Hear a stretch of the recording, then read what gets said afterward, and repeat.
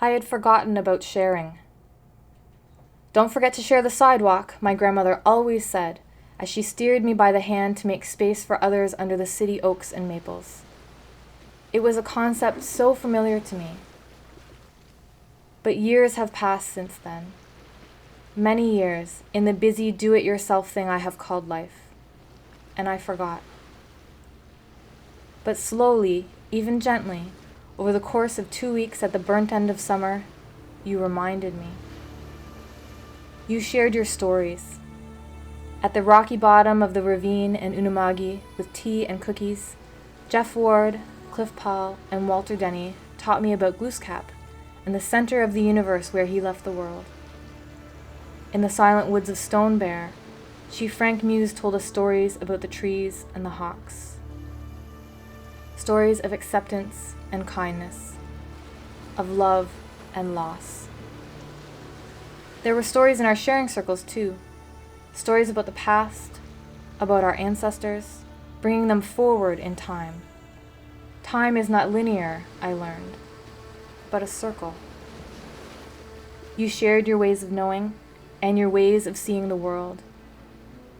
Balance and interconnectedness. A sacred responsibility to care for the land. Elder Albert Marshall called for co-learning, for opportunities for Western views and Aboriginal views to meet, for opportunities to share our knowledge, our experience, and our ways of knowing. On our journey together, we shared tents and food and drink.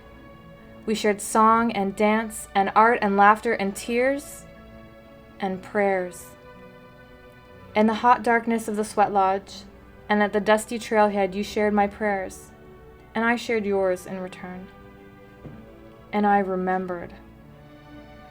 I came to realize that all the environmental management planning in the world would be strengthened by the simple, singular principle of sharing. Sharing resources, sharing knowledge, sharing worldviews. And not just sharing with each other as nations, as people, but also having the understanding that we must share with the plants and animals, with the earth, the water, and the air. We must share with future generations. For the Mi'kmaq, the 8-pointed star is about sharing. Shalan Jodri taught us that.